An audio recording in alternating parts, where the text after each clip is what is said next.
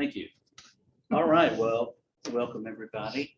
And this is the third room I've had a meeting in downstairs this morning. It's been awesome. Different room. Yeah, different rooms, youth room, faith journey, and now I'm at the big time. It's like AA baseball, AAA, now I'm in the major. Moving on up. Yeah, sure. All right, so let's take a look here at chapter on charity. Pull up my study guide. He says the four cardinal virtues, just as a way of reminder, are prudence, temperance, justice, and fortitude. That's right. We get here to the chapter on charity. Here we go. We're going to begin to look now at the three theological virtues of charity. Oh, here's Hinton. Okay. Boom and Crystal. There we go. All right, so they're with us now. Welcome, everybody. So charity is what we're going to look at here. Charity, as he talked about in chapter 7, means forgiveness, but it also has another more broad meaning, and that's what we're going to get into here today.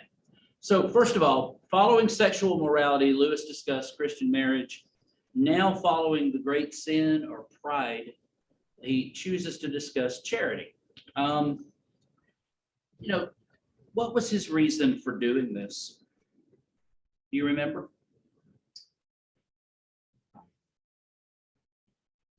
Well, in case you don't remember, clearly you don't.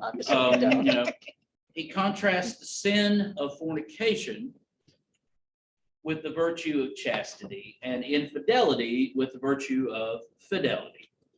Similarly, he contrasts the sin of pride here with the virtue of genuine humility, and here, charity. So it's kind of a continuation of the conversation. Whereas pride is always self-focused, charity is other-focused. So let's get into this in paragraph 2. What has the word charity come to mean today? What does he say? Giving to the poor. Yeah, alms, giving to the poor. You can see how this happened. If a man has charity, the most obvious thing he does is give to the poor. However, Lewis points out that just as rhyme is the most obvious thing about poetry, but if you've ever really gotten into poetry, there's not a lot of it that rhymes. Very little. Very, very little that rhymes. If you've only stuck with roses are red, violets are blue, my mom's ugly and so are you, or something like that, I mean, that's not gonna, not gonna get you very far. But if you've gotten into any poetry at all, I mean, just if you've read the Psalms, I've read some in Hebrew, they don't rhyme at all. I mean, they don't. You're more likely to see in things like Hebrew acrostics, which each line starts with a successive letter of the alphabet, or you see things like parallelism, where you'll get one line that says something and then another line says something. It says the same thing, but it says it a different way. Or you'll get comparisons. You'll get one line says this and then the next one says the opposite of that. So there's all kinds of different things about poetry, but his point is his point is good though. Rhyme is the most obvious thing about poetry. Poetry is not simply rhyme and nothing else. Although the most obvious thing about charity might be giving to the poor, it's not the whole thing, is what he says. Now, if you look at paragraph 3, according to Lewis, what doesn't and does love in the Christian sense mean? Like ourselves. It has a much wider connotation. It meant love in the Christian sense. The Christian virtue of charity is another name for Christian love. He basically says here, it doesn't mean an emotion or a state of feelings. It means a state of the will, which we naturally have for ourselves and must learn to have for others. Bishop Robert Barron says that love is willing the good of the other. I like that. I do too. I think that's good. That Christian love is willing the good, and that's not based on feeling. That's and so as Boston said, it's more than a feeling. There you go. So the next question is in this paragraph 4 for this one. What doesn't and does this state of will or love for ourselves and our neighbors? Well, we just, no, this is it. What is it? What does this state of will or love for ourselves and our neighbors mean? What does it mean?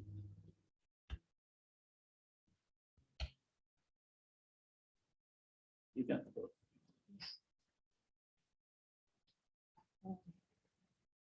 Well, it doesn't mean what? That we Liking. necessarily like ourselves or our neighbors. Or our neighbor, yeah. So charity or Christian love is quite a different thing from liking or affection. While we do want our own and our neighbor's good, our affections are a secondary matter. I have to love you as a Christian. I am duty bound by Christ to love. Jan. Long time ago, the youth choir used to sing, "Love is something you do." Yeah. Love is a verb. What happened to that song? I don't know. It was a goodie. DC Talk updated it. Love is a verb. I don't care what you say. I don't care what you heard. Love. Pow. Love is a verb. That's a rap. That's as close as I'll get to that. All right, but no, it is true. It is true. Love is a verb. It's something we do. That's good. All right, paragraph 5, just down the page. How can our affections affect our charity? And what is the one simple rule for us all to use? What does he say? It's easy to be charitable to people we like. It's harder to do it to people we don't like. That's right. So we should encourage our affections for the purpose of liking people as much as we can. But on the other hand, he says care should be taken to avoid allowing our affections to cause us to become biased and thereby uncharitable, like a doting mother or father. I who like spoils the their child. parenthesis where it says, just as often our duty to encourage our liking for exercise or wholesome food, which we don't like I don't really like it. You can see that. as an exercise. Yeah, no doubt. Okay, that's good. All right, so the one rule for us all is not to waste time wondering whether or not you love your neighbor, Just do it. but Act like to you do. begin to act as you do. Act as if. Yeah, when you behave as if you love someone, Lewis says, you will find yourself coming to love them. Kind of Yeah. fake it till you make it sort of Yeah, stuff. yeah. Yeah, right. It will eventually lead, Lewis says, it will eventually lead to the obedience of Christian love. Okay, so let me move on to this one. Couple more questions. In terms of Christian charity, and this is all throughout the next 3 paragraphs, 6, 7, and 8. In terms of charity and affection, what is the difference between a Christian and a worldly man? What does he say? Says the worldly man treats certain people kindly because he likes them. The Yeah. Christian's trying to treat everyone kindly, finds himself liking more and more people as he goes on, including people he could not even have imagined himself liking at the beginning. Yeah, that's good. This spiritual law also works, unfortunately, in the opposite direction. Good and evil both increase with compound interest. The smallest acts are the most trivial sinful indulgences of today will have their futures. So we have to remember that. Yep. And the last question from this chapter is, how does this all apply to our love? How does this all apply to our love to God? The answer is the same as before, isn't it? Do not feel love toward God? Yeah. Act as if you do. Ask yourself this: if I were sure that I love God, what would I do? Mhm. He says he will give you feelings of love if he pleases. Please.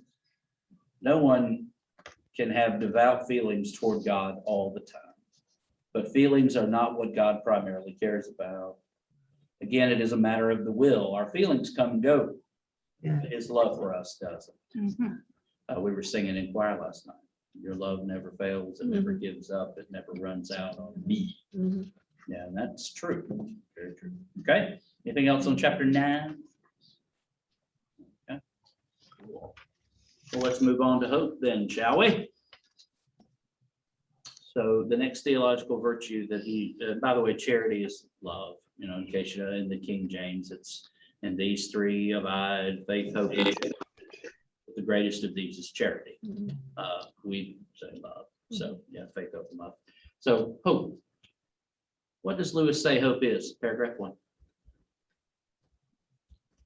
It's a theological virtue. Now, that it is. But what does he say that virtue? What does it mean? It's First not paragraph. just wishful Looking thinking. forward to the eternal. It's a world. continual looking forward to the eternal world. Yes. Now, I want us to be cautious of that. I like his quote, aim for heaven.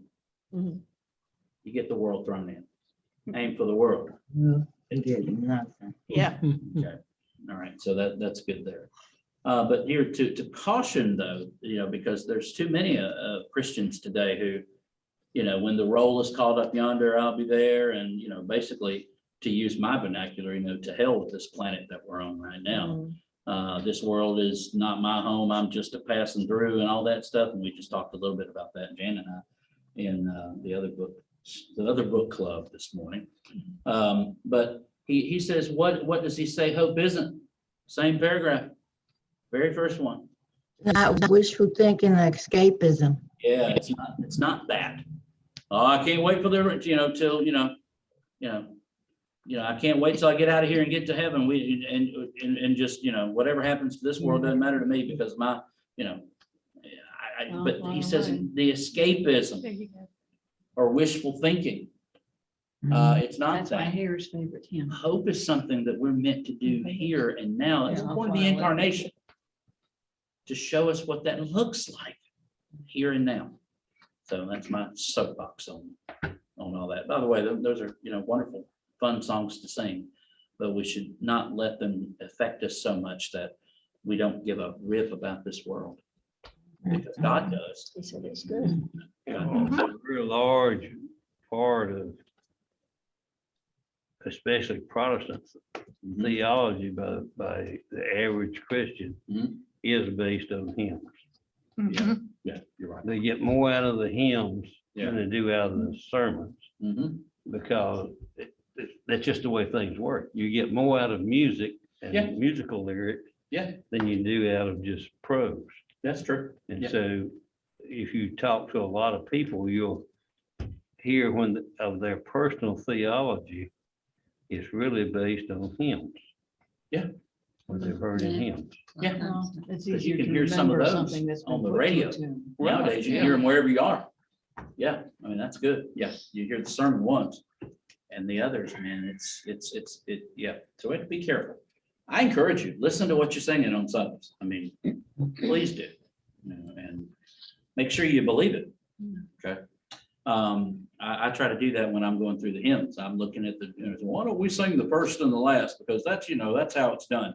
Not necessarily. Actually, the hymns are meant, they're stories. Mhm. The hymns, when you leave out a verse, it saves time. You don't have to stand up as long. But if you leave out a verse of a hymn, you leave out part of the story that the hymn writer is telling. The hymn is not the tune. The hymn is the text, the actual hymn.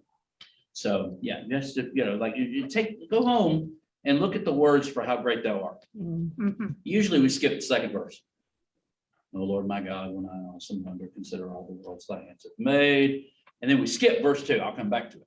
But we go to verse 3. You remember what verse 3 is? And when I think that God, his son, not sparing, sent him to die, I scarce can take it in. And then on the 4th verse, when Christ shall come, we've got, oh Lord, my God, we got this glory verse when I also want to get creation, right? Then we skip verse 2 and we go to the incarnation. And then we go to the second coming, when Christ shall come with shout of acclamation. But in the second verse, Jan, you know what the second verse is? Yeah. You do too. You're the nature woman in this group. It speaks of the beauty of this earth. Thank you. Yeah. There you go, Jan. I knew you knew. There you go. It speaks of the beauty of this earth. But we skip it mostly just for time's sake and tradition, but really these hymns tell wonderful stories. Start to finish. Anyway, thank you, Hoyt, for bringing that up. That's cool. Hey, James. Hey, Hinton. Hey, what I've seen in the past is that those people who seem to get more out of the service from the hymns than anything else is that Christianity is more based on feeling than anything else. That goes hand in hand. Yeah, it does. It definitely does. Music touches us deeply. Yeah. and not necessarily at a cognitive level, right? The music really does add an emotional spark to the text for sure. That's a great point. Yeah, that's good. That's good, y'all. That's good. All right. So just pay attention to what you're singing. I may surprise you. one second. You never know. We may have seen the whole hymn. Well, I we don't do. have, Yeah. I don't have the hymn in front of me. Yeah, go ahead. They are, but everybody adds one thing to that that's not there. Tell me. That's where it says, and I have to see it. to Okay. see- But we add something like, it's one of the I ams. Okay. We add something there. Oh, we add I when it Mhm. says am found, I believe. Yeah. You're And right. everybody adds Was I am lost and found. now I am found. Oh, it's Amazing Grace. No, Oh, Oh, what's I got the lost? wrong one. What's lost And now I am Now. found. am found is the text. We add I am found, or we add sometimes that, but now I'm found. We just Right. kind of, Right. well, it's the same thing. It was sit here for a minute. It's fine. Y'all read this. Victory in Jesus. Yeah. Y'all annoy the snot out of me on victory in Jesus. And then I annoy the snot out of you. Now, this doesn't have anything to do with the text. This has to do with the rhythm. Yep. And I heard an old story, how a Savior came from glory, Glory. gave his life on Calvary, and then we all sing to save a wretch like me. Please. Anybody that can read music is pulling, see what happens. To save a wretch Yep. like me. Yep. And it just, We'll do better. learn how next to read time. music. Just say- Anyway, there you go. That's my one thing. You can follow the notes. There you go. But anyway, maybe I need to have a singspiration. There you go. No, that doesn't have anything to do with anything. All right, let's move on. How then is hope, like the hope of the worship leader, that people will sing things correctly? How then is hope for the eternal world connected or related to our present world, since we're talking about it? Still in this first paragraph. Yeah. What does he say? He says, I lost my place. History bears witness to what? I totally lost my place. The Christians who did the most for the present world were those who thought most about the next. Start with the apostles, start with the conversion of the Roman Empire, great men who built up the Middle Ages, Right. English evangelists who led the abolishment of the slave trade, all left their mark upon the earth because their minds were so occupied with heaven. Well, that's right. I had it. Christians have largely ceased to think of the other world, that they've become so ineffective in this one. And then the quote, aim for heaven, get earth thrown in, aim at earth, get neither. Okay. What are the two reasons, this is paragraph 2, many of us find it difficult though to want heaven? 2 reasons. One, this is paragraph 2, 3 through 5. No, paragraph 2. What does he say? 2 reasons. Train. We We want haven't been trained to do so, Mhm. right? Our Mhm. entire education is tended to fix our minds on this world. Right. What about the second? When we wrote, They fall short. We fail to recognize it when Right. it is present. We don't recognize it. He says if we'd really learned to look into our own hearts, we would know that we do want something that cannot be had in this world. There are many things that trigger the longing but never fulfill it. It's like when we first fall in love, he says, or first think of some foreign country, or first study some subject that excites us. And then he uses chemistry as an example. Wow. But Mhm. these are longings which no marriage, no foreign travel, or no learning, no matter how excellent they are, can ever really satisfy. His words are, we're not made for, he says we're not made for this world. Well, we are. Mhm. Mhm. Let's go a little bit deeper into the second reason. Mhm. Failing to recognize our real longings for heaven and substituting them with other objects that can never satisfy. Lewis lists 3 ways we can deal with this. This is in paragraphs 3 through 5. Mhm. Let's talk about them. What's the first one? fools. Fool's way. Way. The way of a man who blames the objects that initially elicited the longings. Mhm. If I just had another woman, if I'd have gone on another trip, if I'd have, that would have been what gave me that longing, would have fulfilled that longing. What's the second one? Disillusion. The way of disillusion. Disillusioned, sensible man. This is the way of the man who soon decides that the whole of his transcendent experiences were somehow moonshine Yeah, or rainbow chasing. right. He settles down and learns not to expect much and suppresses that part of himself. Mhm. Then, but the third way is the Christian way. Christian way. Yeah. He says that God we wouldn't be born with urges we couldn't satisfy, that couldn't be satisfied, right? Mhm. Baby feels hunger, well, we got food, right? A duckling wants to swim, well, water.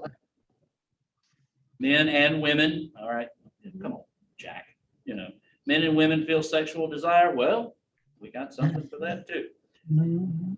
Then he goes, this is a beautiful quote, if I find in myself a desire which nothing in this world can satisfy, the most probable explanation is that I was made for another world. Right. And most likely earthly pleasures were never meant to satisfy it, but rather to arouse it. Yeah. Okay. The final question for this chapter is in paragraph 6. What does Lewis offer for facetious people who say hoping for heaven is ridiculous because they don't, by the way, I don't either. They don't want to spend eternity playing harps. Read it. I want y'all to read it because this is one of his best quotes. If they cannot understand books written for grown-ups, they Yes. should not talk about them. That's right. Says, yeah, that's right. He says all the scriptural imagery, and this bothers some people now. I mean, did you hear what he said about gold? It doesn't rust. It doesn't, they're Right. just convinced. And in the streets of heaven they may literally be paved with gold, but he says all the scriptural imagery, harps, crowns, gold, it's merely a symbolic attempt to express the inexpressible. And by the way, there's so much of that in the scriptures. We're trying our best under the inspiration of the Holy Spirit to express what is inexpressible. Expressible. And I love this. People who take these symbols literally might as well think that when Christ told us to be like doves, he meant that we were to lay eggs. That's far away. I love it. That's far away. I love it. I think he's on to something, Yeah, yeah. but we have to have hope. Okay, so that's hope. All right. All right. Let's move on to chapter 11. Y'all are doing great. We may get to lunch. Faith. Saw a wonderful little video from Bishop Barron about faith last night. And if you get on YouTube and you want to see some pretty solid stuff from an evangelical Roman Catholic, Bishop Robert Barron is your guy. He's really, and his videos are usually about 10 minutes long. They're snippets, but they're really good. He talked about faith last night, but let's talk about it with C.S. Lewis. The word faith is used in two senses by Christians. Simple belief. Faith in the first sense is what? It's belief. Simple belief. You accept or regard as true the doctrines of Christianity, right? Faith in this sense is also considered to be a virtue, but I don't know if you read it. If you read it, you notice that this puzzles Lewis a little bit. Mhm. Why? Why does it puzzle him? What is there moral or immoral about believing or not believing a set of statements? Yeah. He thought the basis for believing or not believing a set of statements was evidence, not the moral virtue. The sane man accepts or rejects Right. any statement based on the evidence, right? Not on what he wants. If he is mistaken about the evidence, he's Right. not immoral, just not very clever. And if he tries to force Right. himself to believe in spite of the evidence, then he still is not bad, and just merely stupid. There you go. Now, yeah, right. Now, the second question here, Lewis initially assumed that the human mind is completely ruled by reason when actually it is not. And anybody that's been alive for any length of time knows that that is true. He eventually came to see that it is not reason that takes away faith. Rather, he says, the battle is between reason and faith on one side and emotion and imagination on the other. Now, he illustrates this with 3 examples, right? And let's look at it. Paragraphs 2 and 3. What's the first one? Pretty girl. Anesthesia. Start with the anesthesia. Mhm. I mean, he's perfectly convinced by his reason that anesthesia is not going to smother him. And that a properly trained surgeon obviously won't begin operating until he's unconscious, but when he's down on the table Yeah. and the mask is placed over his face, he says a childish panic comes over him. It's not reason that removed his faith.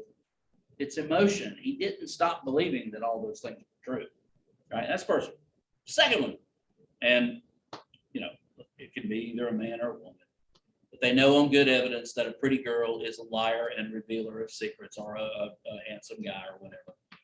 Loses their faith in that bit of knowledge, starts thinking perhaps she'll be different this time, or he'll be different this time. And once again makes a fool of himself by revealing some confidential information. And then what do they do? They go and share it. Right. Okay. And then the third one, this is what? The one your instructor teaches The us. boy boy learning to swim, right? how to swim. Seen people float, right? Mhm. Without sinking. But can he keep on believing this, or is he going to suddenly stop believing it when the instructor lets go of his hand Mhm. and he begins to drown, Down. right? So these are the illustrating examples that allowed him to come to see faith as a virtue, right? And not just evidence. Every time I say that word, I think about Smokey and the Bandit. And if you don't understand that reference, this car is evidence, valuable evidence. Jackie Gleason, if you haven't seen it, it's not Christian, but it's funny. There you go. So anyway, but evidence. All right, so let's move on. Question 3. Rephrase what the sense of faith isn't and what it is. All right, so let's start in paragraph 4. Faith is not what? What does he say faith is not? Faith as belief. Believe. What does he say? Is not the denial of reason, nor Right. filling in the gaps of reason, nor the replacement of reason, right? He says faith is the art of holding on to the things your reason has once accepted in spite of your changing mood. Faith clings to reason when your mood objects. Faith is confidence. He says mood is vacillation. A Christian has moods in which the whole thing seems improbable. But an atheist has moods in which Christianity looks terribly probable. He was an atheist, so he's recounting on his own experience here. This is why faith is such a necessary virtue. Unless you teach your moods what their place is, you'll never be either a sound Christian or a sound atheist, but only a person storm-tossed by moods. Go ahead. I've told that story before about a neighbor of ours in Spain who had an oral surgery exam. He was studying to be a doctor, and he had an exam in front of the professor's oral, not written. And he was so stressed over it, he came over and asked my husband at times to take him to the hospital because he was having excruciating pains. Right. And when my husband got back, he said, for being an atheist, he knew the names of more saints than I could tell you. Yeah, that's true. That's right. That's good. Thank you for sharing that. He said there's no atheists in foxholes. Yeah, that's what they say. Yeah. That's right. That's what they say. So one must train the habit of faith. This is done by first recognizing that my moods change, our moods change. And second, by deliberately bringing some of the main doctrines of Christianity before my mind on a regular basis. Mhm. This is done through daily prayer, Yeah. Bible, religious reading, attending church. Church going. Continual reminder is important because beliefs will not automatically remain alive in the mind. Most people who have lost their faith in Christianity have not been reasoned out of it by honest argument. He says most people just drift away. And then remember now, this was 75 years ago. Mhm. But it's still true. Oh, It's yeah. true. Oh, But yeah. also the abuses and scandals of the church have done a great deal to cause people to abandon Christianity as well. So we just need to be aware of that too. Okay. Let me see where I'm at here. Okay. So we go, that's faith in the first sense, and we're gonna spend the rest of our time today between the end of this chapter and the beginning of the next, with faith in the second sense. Can I Gee. bring up one? Oh, thing go ahead, before we get please here? do, bud, go ahead. The statistics. Yeah. Seem to show that more people are leaving. I don't want to say that they're leaving the faith of Christianity, Right, but they are leaving the institutions of Christianity than at any time in the I past. agree. in the West, yes, that's absolutely right. And- I and agree. so the reasons for that are many, obviously. Yeah, they are. And at the time he wrote this, that most people simply drift away, Right, was probably the overwhelming happening at the time. I think today, though, yeah, that there is almost as much pushing away as there is drifting away. I agree. I suffered this with my own children, Yes, sir. and that was before the abuses of both Catholics and Protestants Yes, sir. started coming out, Right, and the heightened TV evangelist right. thing, which I think turns more people off than it turns on. I do too. And I thank you for sharing that. And I think one of the things that happens is, and I think that churches, and I'll borrow a phrase that I heard yesterday from Andy Stanley. I'm going to defend. Say what you want about Andy. I heard a sermon yesterday that really made me respect that guy a whole true. I don't not respect him, but I respect him a whole lot more. I wish I could talk to him. I wish I could sit down and talk to him, but apparently he did an appointment with St. Peter Mhm. to try to get with Andy to sit down and talk to him. He's got a lot of congregation members, and Andy said that North Point and the groups of churches that he's a part of, that he started. He said he grew up in a church that was in it to win it on the far right and used the ways of the world to win. He said, and it's the same thing on the far left, churches that are in it to win it from a worldly perspective. And that he wants his group of churches, North Point, to be the church that sits in the uncomfortable middle and tries a third way, a different way. We don't win with the ways of the world. We win the way Jesus won on the cross, and he used Philippians 2:5-11 as his kind of model for his church. And I think he's onto something. And I think as long as we are warring with each other, churches are warring each other and seeking to win people to something that is not the gospel, that is Christianity and whatever this is, I think people are going to continue to believe in droves. I do. It's, and you can put your own and there, use a and, and but I think, and that middle road's hard. That middle road is hard because you go catch it from both sides. And Jesus certainly did in his ministry, but I was impressed. I really, really, really was by the message. So I thought about plagiarizing it, but I'm just kidding. It's being recorded. Andy, if you watch this, I know you won't. I'm not going to plagiarize you. Okay. But I appreciate it. All right, that's good. I'm glad you brought that up, boy. That's good stuff. Okay, we're going to start talking about faith in the second sense, putting on the doctrines of Christianity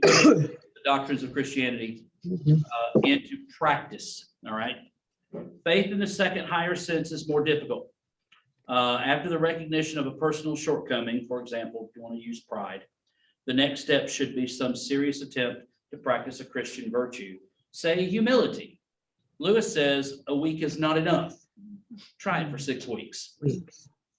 He says the main thing we learn from trying to practice a virtue is truth about ourselves. Now that's dangerous, by the way. We never find out the strength of an inner evil impulse until we try to fight it. Yeah. We learn that we fail That is, we have no inherent virtues ourselves. Right. Christ is the only man who never yielded to temptation. He thus really knows temptation. And he is the only complete, he says, realist. Now, what two discovery results has God been waiting for us to realize? Paragraphs 8 and 9. There's two Mhm. discoveries when we practice virtue, this virtue. Bargaining, an exam. We come to learn something we could never have been learned without attempting the virtue. No man knows how bad he really is until he has tried very hard to be good. And the main thing that results from a serious attempt to practice any and all of the Christian virtues is that we fail. Any notion that we can somehow earn a passing mark in God's tests or bargain to put God in our debt is blown to bits. That's the first one. The second one, we realize every ability we have, every power of mind and muscle that we possess is given to us moment by God. That's life as gift. It's John Claypool, right, Jan? Right on. Life is gift. All of life is gift. Stephen Colbert, I don't know if you saw this, That's interview, what I think it was with Anderson Cooper. Mhm. Stephen Colbert lost his father and his brother when he was young. We're busy. And he lost his family. And I remember in this interview with Anderson Cooper, he said that he came to see God's punishments as gifts. Mhm. Anderson Cooper sat there crying, going, how can you possibly believe that? And yet Colbert's a practicing Roman Catholic and believes every bit of it.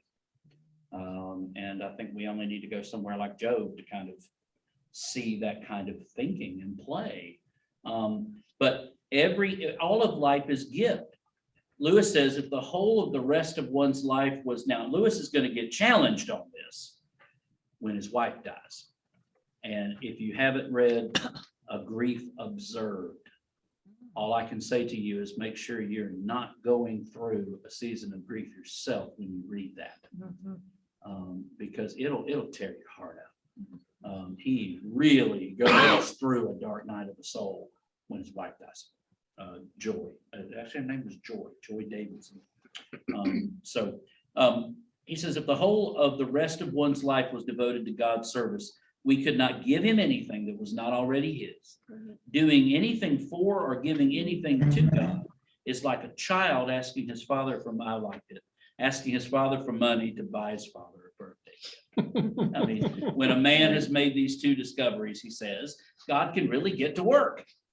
And his real life begins. The man or woman is awake. Yeah, that's good stuff. Amen. Chapter 12. Y'all hanging in there? Yeah. All right, good.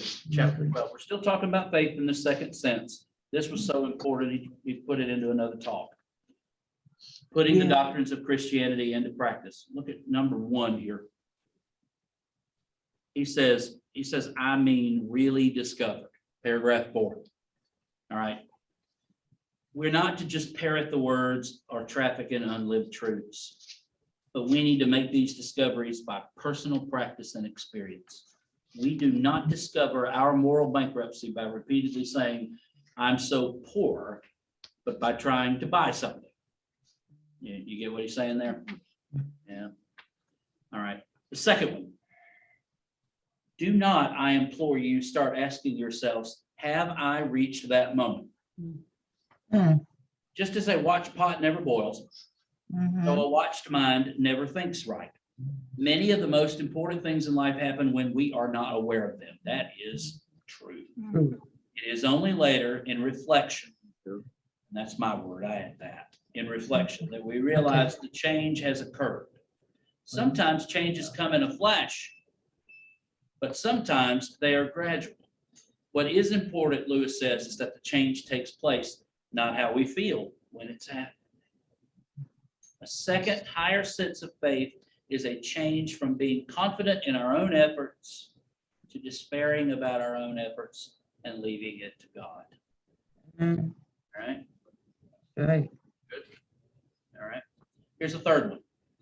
He says, let me see which paragraph we're in now. Paragraph 6. 6. He says, I know the words, leave it to God, can be misunderstood. And boy, aren't they. Mhm. I'm just gonna let go and let God.